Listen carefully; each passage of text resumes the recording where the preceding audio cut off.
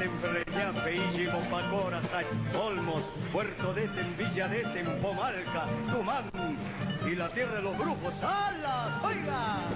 Dice que vive el departamento de Lambayeque. Muy bien, regresamos con Destape Noticias el día de mañana. Es un día feriado, vamos a tomarnos un descanso. Creo que Víctor Bacázar y quien habla tenemos algún derecho por ahí para descansar un poco por lo menos, y regresamos hasta el próximo miércoles. Pero por supuesto, antes de anunciar nuestra despedida, ya está con nosotros Pepe León. Pepe es un periodista agrario con muy buena trayectoria, una persona que viene estudiando el fenómeno agrario a profundidad, y con él vamos a hablar justamente sobre eso. Pero antes que nada, Pepe, ¿cómo estás? Buenos días. Buenos días, Edwin, buenos días. Y disculpa la broma, Víctor, que ya viene la despedida. Sí. No, mañana, ¿qué es? Mañana 8. Día, exacto. Día del periodista, día del locutor. Así, sí. Habrá oportunidad también para celebrar ese tema. Ya lo vi a Camil Tontón Cabrera reunido con su gente. Ya me imagino que de repente te debe haber comprometido para que estés mañana. Todavía no. Bueno. Pepe, entremos en materia en cuanto al tema agrario. ¿Has visto tú algún interés, por lo menos preliminar, de parte de quienes pretenden gobernar al país a partir del 28 de julio de 2016 respecto al agro, en términos de desarrollo, en términos de proyección, en términos de pensar que es una actividad económica tan importante como la minería, y que ahora con la baja de los precios de los commodities en el mundo se sabe que justamente el precio de los minerales va a seguir bajo en los próximos 4 o 5 años, por lo menos del oro, pero el agro tendrá vigencia y estará presente en la mente de los candidatos presidenciales?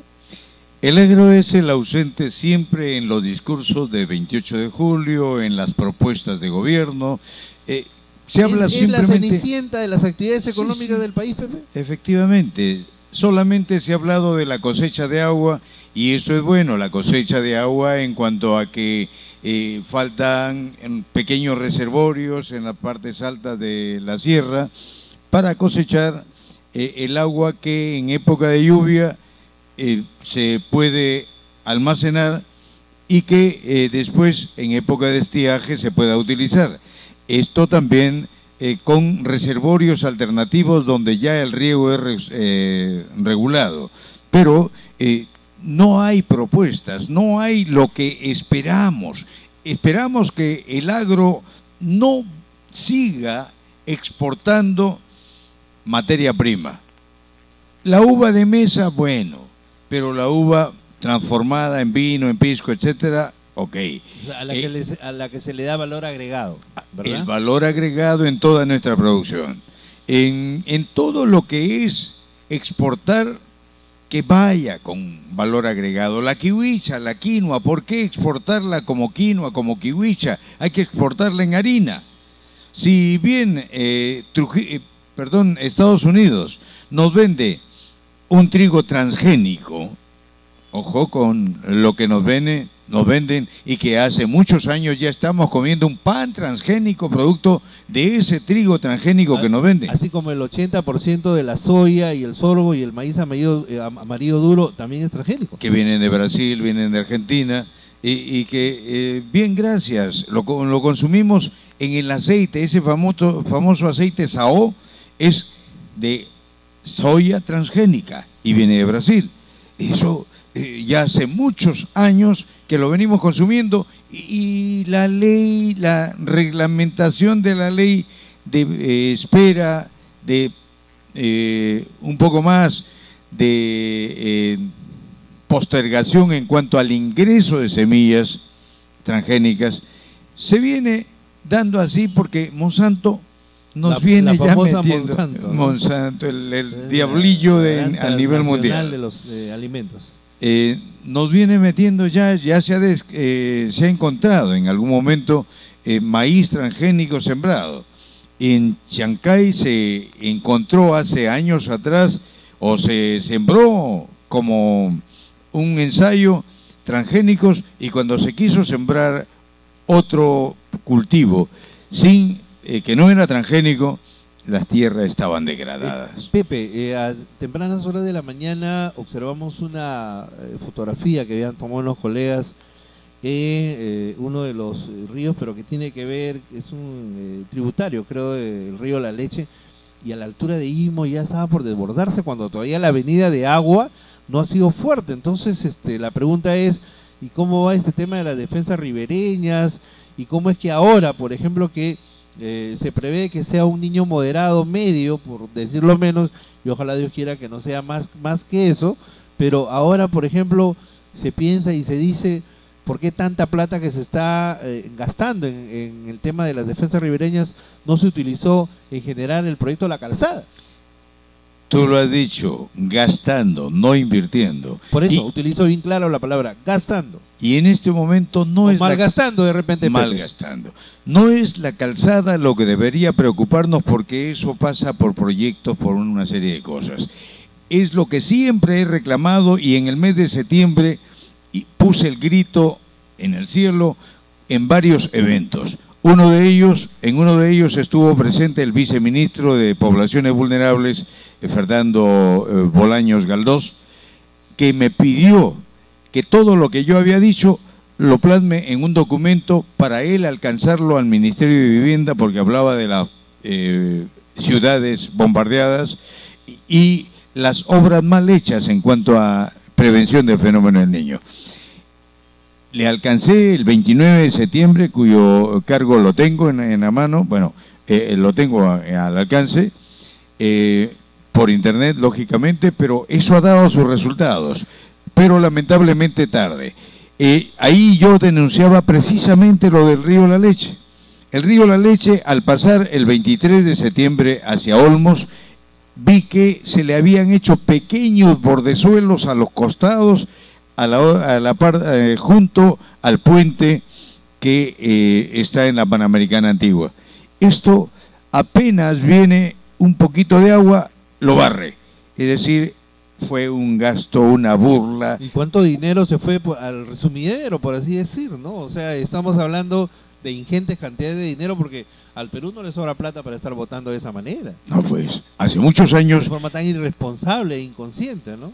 Hace muchos años que yo vengo reclamando precisamente que el río La Leche tenga un cauce, que se le hagan bordos, que se le hagan taludes a los costados, pero taludes fuertes. Si ya se sabe que se tiene que hacer eso, ¿por qué no se hace? Hay una gerencia regional de agricultura, está este organismo, hombre, que tiene que ver con IPIS, SPICE, no sé, algo así, que tiene que ver con la cuestión esta también de la agricultura. Prevención de desastres. El PCI, ¿no? El PCI, que también maneja presupuesto en términos agrarios. Plan subsectorial de irrigación. Exacto, sin embargo no se hace. ¿Por qué?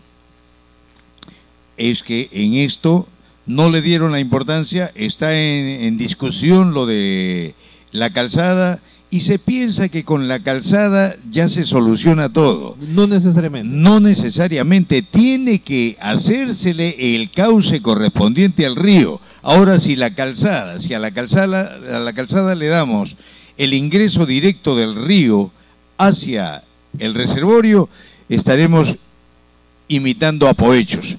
Poechos le dieron el ingreso del río directamente al reservorio y se llenó de sedimentación en pocos años. Lo que era 1.000 millones de metros cúbicos hoy se ha reducido a 300 millones de metros cúbicos.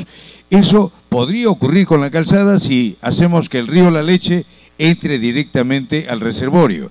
Pero, ¿qué pasaría si como en Tinajones le hacemos un canal alimentador que lleve determinado cauce? Claro que el canal alimentador de Tinajones, siempre lo he dicho, no debería haber sido 70 sino 100 metros cúbicos por segundo. Algo así podría hacerse en La Leche con un canal alimentador y el río sigue su curso.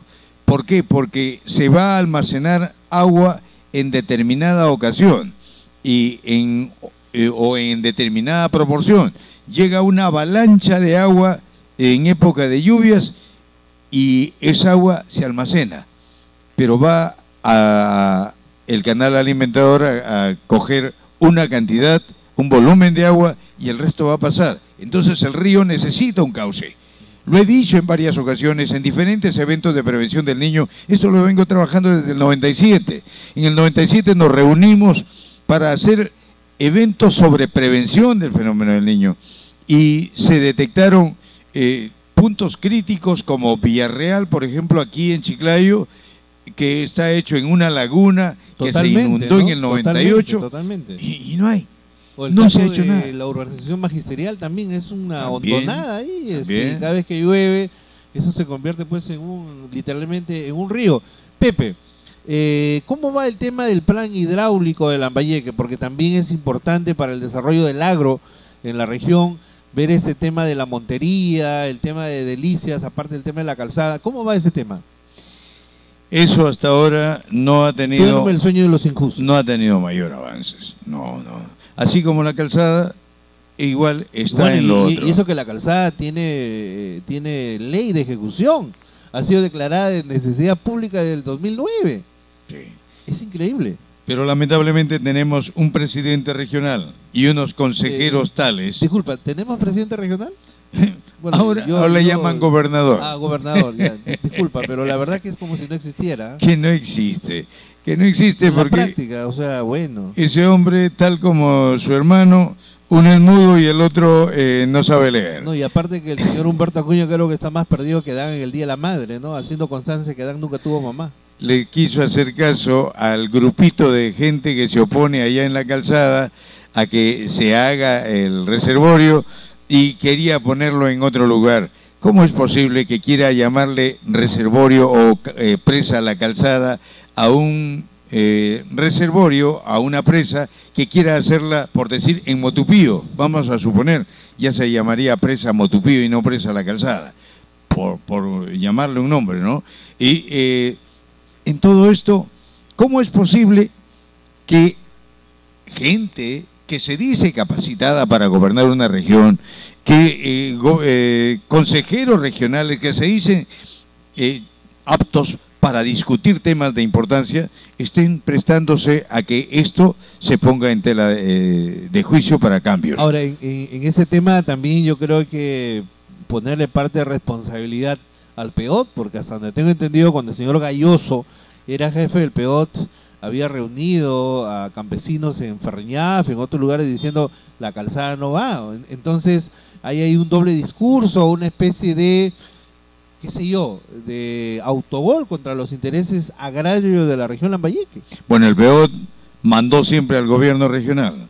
Desde la época de Yehude Simón con Enrique Salazar, él mandó en todas las decisiones, lógicamente que eran intereses personales, intereses económicos, para darle la buena pro a Odebrecht. Y siempre coludidos con Odebrecht, sí, ¿no? Seamos claros, porque sí, como sí. decía el gran González Prada, hay que romper con el pacto infame de hablar a media voz, ¿verdad? Sí, yo lo digo siempre. Al menos tú conoces ese tema porque tú eres miembro del Frente de Defensa e Intereses del Proyecto Olmos, Sí. que originalmente fue proyecto hidroenergético y de irrigación, y eso fue cercenado, ¿no?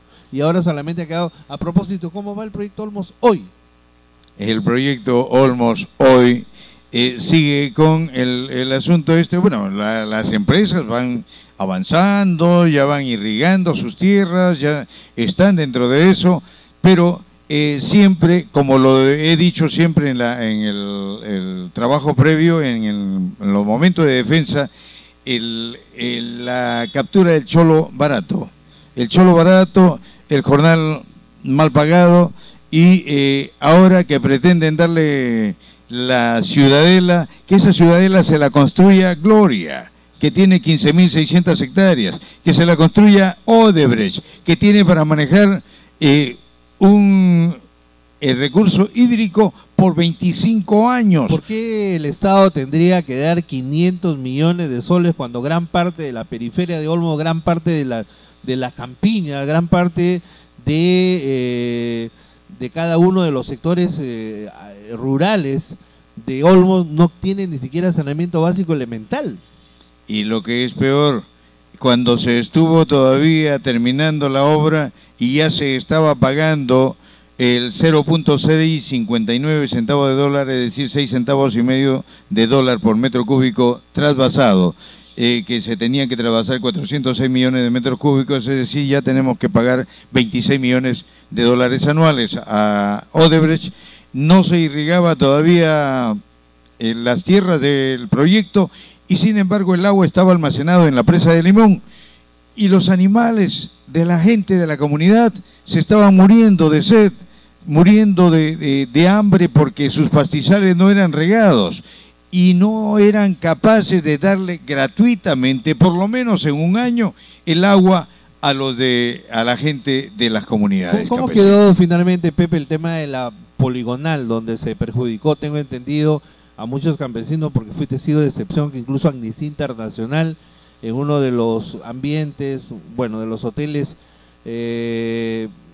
conocidos de la ciudad, hicieron una presentación y una denuncia pública respecto a lo que había pasado con esos campesinos de conducir el Sistema Nacional de Seguridad Ciudadana. Esos campesinos pasaron a la algodonera de vital y ahí les engañaron con construirles módulos, darle que nunca se los construyeron. Donde se pagaron peaje. A medio construir. Félix Moreno ingresó y ha sido esta ley dada por el Congreso. Solamente 5 o 4. Le hicieron biodigestores que colapsaron en menos de lo que se persina un cura loco. Exacto, y le dieron, mientras ellos disponían de tierras para sus pastizales, tenían ganado caprino que a la final tuvieron que matarlo, venderlo, etcétera, y se quedaron con una mínima cantidad. Le dieron 80 hectáreas en el comienzo para 70 familias, es decir, casi nada de lo que acostumbraban ellos para pastizales, ni hablar. Y yo me ofrecía a darles asesoramiento en cuanto a, por lo menos, manejar el 40% en huertos ecológicos para su autosostenimiento y lo otro, hacer pastizales, pero con sorgo granín, sorgo forrajero, por ejemplo, es decir, pero con construcción de pozos, naturalmente, que tendrían que haber estado a cargo de Odebrecht, porque ellos se están favoreciendo con 25 años es increíble, ¿no? de manejo del agua, la ventaja que cobrándole 7 centavos de dólar por metro cúbico entregado. Es decir, si se trasvasa 406 millones, perdiendo por evaporación, percolación, etcétera, se tienen 380 millones por 7 centavos, son 22 millones de promedio anual que van a recolectar ellos por 25 años, sumemos. Una obra que costaba 185 y que Nippon Koi quiso hacer por 140, pero que la buena mano de Enrique Salazar y los gobiernos de turno estuvieron de acuerdo en darle la buena prueba a ellos, y esos 185, ¿cuánto se recobró en la venta de las tierras? Las 38.000 hectáreas, 138.510.000 dólares. Por lo tanto, ¿cuánto le debíamos? 44 millones. Ahora, entonces, Pepe, pero este enconchabamiento, como si le podríamos llamar, que existe de Odebrecht con el Estado, porque aquí han habido varios gobiernos que se han beneficiado directamente. Por supuesto, viene de hace mucho más atrás, porque recuerdo siendo todavía universitario, habiendo llegado recién a la ciudad de Trujillo a estudiar, justamente estuve en la colocación o en el inicio de la primera etapa de Chavimochic, y ahí en el primer gobierno de García ya estaba Odebrecht. Mira cuántos años han pasado y Odebrecht sigue teniendo grandes proyectos en el Perú, el tema del gas del sur, por ejemplo, y otros más. O sea, definitivamente hablamos aquí de grandes negocios a los más grandes niveles del Estado. Por supuesto. Porque mira, dos gobiernos de García, Toledo, Fujimori y ahora Ollantumala, y Odebrecht sigue haciendo grandes negocios. Y Norberto Odebrecht preso en Brasil. Sin embargo, no hay investigación aquí sobre cómo se hicieron. Nadie habla de Olmos. El único vocero solitario en el desierto soy yo, el que le dice que ahí hay una presunción de cerca de 1.000 millones de dólares de fraude. Sin embargo, nadie dice nada. Otros dicen, No, es que el tiempo va a ser por intereses. Le damos 25 años porque los intereses, ¿intereses de qué? Si ellos no han puesto nada de plata. La cláusula de cierre financiero dentro del contrato decía que no se hacía nada de la obra mientras no se vendiera toda la tierra.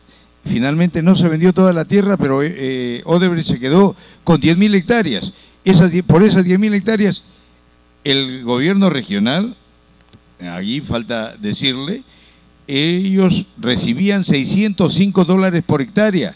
Representa más de 20 millones de dólares. O sea que... ¿Qué ha hecho, qué está haciendo el gobierno regional con esos 20 y tantos millones de dólares por la venta de las tierras?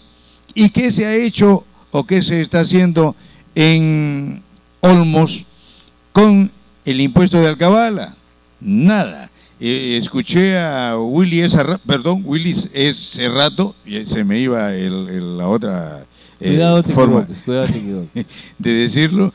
Willis Cerrato le reclamaba al actual alcalde qué estaba haciendo con ese dinero cuando a él lo convenció Humberto Acuña de que no se opusiera a la venta de las tierras porque le iba a caer un buen billete por impuesto de alcabala. ¿Y le cayó finalmente a Willy ese billete o no? Bueno, tengo informes extraoficiales que recibió un adelanto extra. Un Adela.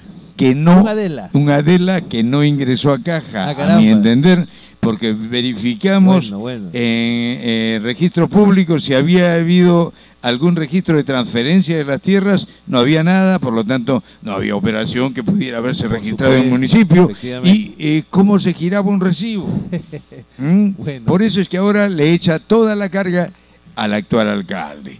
Sánchez mío, te tenga confesado, porque tú tienes la responsabilidad de todos los 20 millones, de 20 y tantos millones por impuesto de alcabala. Sí. Y esto ya no era... faltaba un poquito decir sobre lo que era el informe que hice a Bolaños Galdós. Ahí le mencionaba también, y eso ha motivado que Ollanta venga y sobrevuele el río La Leche, y que el viceministro de Riego, o algo así, de Agricultura, ha venido a recorrer el Taimí antiguo. ¿Por qué? Yo ahí hacía hincapié precisamente de dos puntos que no han sido tomados en cuenta. El punto El Cerrito, donde en 1998 se rompió y propició la inundación de todas esas tierras y terminó con la inundación de Pixi. Y en el 83, siguiendo con la continuación de Taimí antiguo, el río Loco... o sea, el río La Leche, el río La Leche. No, eso es otra cosa. El río Loco... ¿El río Loco no es el río La Leche? No tiene nada que ver. Eso viene de una quebrada que cae... ¿Históricamente no se le conoce como el río Loco al río La Leche? No, hay un río Loco más bien en Olmos. Ese es otro loco. Ese es otro loco. Estamos hablando de ese otro. Vale la aclaración. Ese río está permanentemente seco, solamente en época de lluvia trae un poco de agua. Exacto. Que pasa por 6 ventanas debajo del canal Taimí y choca en uno de los bordes del Taimí antiguo. Pero el Taimí antiguo se convierte en laguna si es que se hace almacenamiento de aguas, porque cada canal de regadío está asentado sobre el cauce del río del Taimí antiguo. Es decir, debería hacérsele un bypass debajo de esos canales para que pase el agua y pueda utilizarse el Taimí antiguo como un canal de emergencia. Esto me dicen que también lo ha estado recorriendo el viceministro Montenegro, si no me equivoco, del Ministerio de Agricultura. Esto espero que haya servido dentro de lo otro. Falta que venga, que se haga. Leonardo Ortiz, cómo está con sus huecos. Y ¿qué se va a hacer en la época del fenómeno del niño? Que las lluvias, estamos con el niño estamos con el niño encima. El niño encima. Falta que se orine, perdón, que llueva.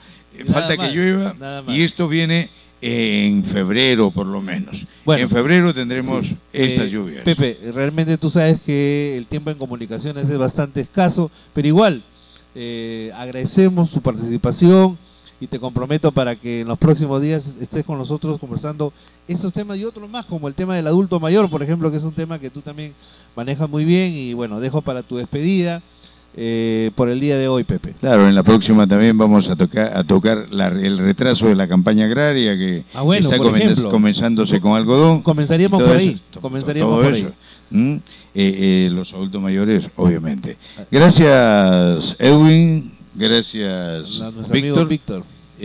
Gracias a nuestro público que nos está escuchando, pues esta cara la verán otras veces haciendo más comentarios del tema que dicen algunos que yo no sé, pero que los 29 años que tengo de experiencia en esta especialidad, algo debo haber aprendido. Muy bien, Pepe, muchas gracias. Y en cuanto a ustedes, amables televidentes de Destape.net, les agradecemos por la gentil deferencia de permitirnos ingresar a cada uno de los lugares donde ustedes están, en la casa, en el trabajo, de repente alguien que está con el celular, porque a través del internet también se puede, a través de www.destape.net se puede acceder a esta página web. Muchas gracias y este programa será subido al ciberespacio.